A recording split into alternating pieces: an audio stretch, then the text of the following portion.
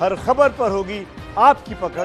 Download कीजिए ABP live app. किसान आंदोलन की चर्चा कर रहे हैं। किसान आंदोलन की वजह से दिल्ली की मुश्किलें बढ़ती जा रही हैं। एक तरफ लोग ट्रैफिक से परेशान हैं, तो दूसरी तरफ इस आंदोलन से महंगाई का खतरा बढ़ गया है। कैसे, इस रिपोर्ट में।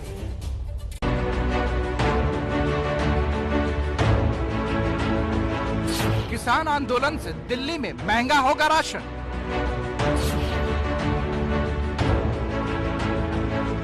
किसान आंदोलन से दिल्ली एनसीआर पर पड़ेगी महंगाई की मार।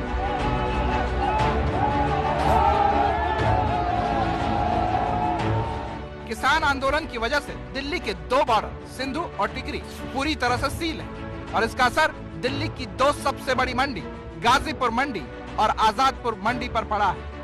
पंजाब से सब्जी और अनाज लेकर आने वाले ट्रक इन दो मंडियों तक नहीं पहुंच पा रहे हैं।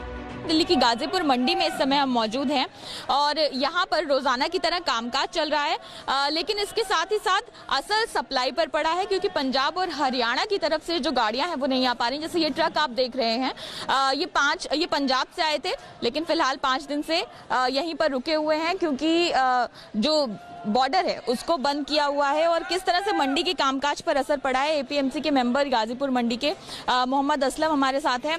सर, किस तरह से असर जो है वो देख रहे हैं आप लोग मंडी पे और कितना फर्क आया है अगर बात करें कामकाज पे? फर्क है मैम कि 50 गाड़ी इस टाइम पे होती थी पंजाब और हरियाणा की, इस वक्त सिर्फ 3-4 गाड़ी आ पा रही हैं।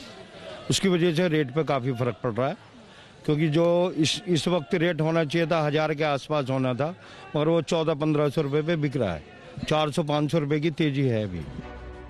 पंजाब से आलू और टमाटर के ट्रक दिल्ली की मंडियों तक पहुंचते हैं, लेकिन आंदोलन की वजह से ट्रक रास्ते में फंस गए और इसका असर सब्जियों के दाम पर पड़ा है।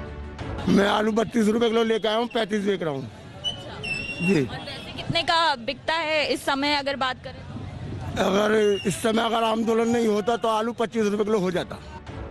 फिलहाल उत्तर प्रदेश, मध्य प्रदेश, महाराष्ट्र से आने वाली सब्जियां इन मंडियों तक पहुंच रही हैं, लेकिन अगर किसान आंदोलन की वजह से दिल्ली पूरी तरह से सील हुई तो सब्जियों के दाम बढ़ना तय है। सबसे बड़ी जो चिंता की बात है कि सरकार को हमें बता देना चाहिए था कि भाई रेड अलर्ट कर देना चाहिए था ताकि हम लोग अपनी गाड़ियों की व्यवस्था कर लेते, क्योंकि अभी तो हमारी कई गाड़ियां रास्ते में फंसी हुई हैं जिनको कि आवागमन नहीं हो पा रहा जिनका।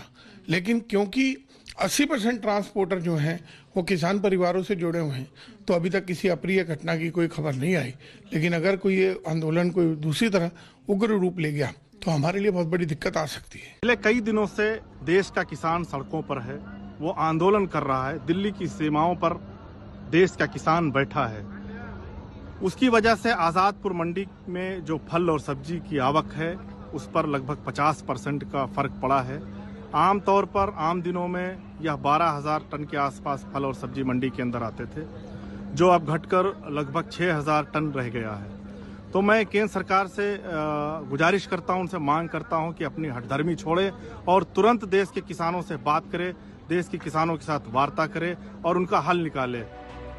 ये तस्वीर है दिल्ली के लामपुर बॉर्डर की, जहाँ ट्रकों की लंबी कतार है। इन ट्रकों में दिल्ली तक पहुँचने वाली सब्जियां और फल हैं, लेकिन बॉर्डर सील होने की वजह से ये ट्रक फंस गए हैं। आलू का हाल दिखाते ये हैं इन ट्रकों में से एक के ड्राइवर। दावा कर रहे हैं कि अगर 2 से 3 दिन में ये आलू मंडी तक नहीं पहुँचे तो बोरे में रखे रखे खराब हो जाएंगे। हम होशियारपुर से आए हैं, होशियारपुर पंजाब से आलू लेके आए थे।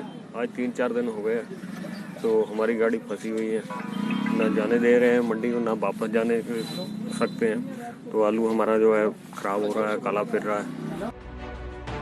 आंदोलन का असर सिर्फ सब्जी और फलों तक सीमित नहीं है, बल्कि इन सब्जियों को लाने वाले ट्रक ड्राइवर भी मुश्किल में फंस गए हैं। जाम की वजह से ट्रक ड्राइवर दिल्ली बॉर्डर पर फंसे हुए हैं। जो राशन रास्ते के लिए लेकर आए थे वो भी खत्म हो गया है। अगर आंदोलन यूं ही चलता रहा तो इनकी मुश्किलें और बढ़ जाएंगी। पहले हम उधर बॉर्डर गए हैं, सिंगू बॉर्डर, पता लगा नहीं जाएगी गाड़ी। फिर उधर अपने लोकल रास्ते सफियाबाद बॉर्डर गई है, वहाँ से भी रिटर्न हो गई हमारी गाड़ी। अब यहाँ पे खड़ी है, अभी 3 दिन हो गए यहाँ पे। कितनी परेशानी है सर? परेशानी तो सर ये है कि सभी को है, हमें तो अलग नहीं है। पर परेशानी ये हो रही है कि खर्चा जो खत्म होता जा रहा है, खाने पीने की कोई सुविधा है नहीं है। किसान आंदोलन ने देश की राजधानी दिल्ली की मुश्किलें बढ़ा दी हैं। एक तरफ बॉर्डर पर प्रदर्शनकारी डटे हैं, तो उन्हें रोकने के लिए दिल्ली बॉर्डर पर पुलिस का पहरा है। कई इलाकों को सील किया गया है तो कई जगह रास्ते डाइवर्ट किए गए हैं, जिसकी वजह से दिल्ली के कई इलाकों में लंबा जाम लग रहा है। यहाँ से हम मयूर विहार से आ रहे थे, नोएडा एक्सचेंज जाना था। यहाँ से तो मेरा हार्डली 20 मिनट का रास्ता है घर। अब जाना था, घर जाना है।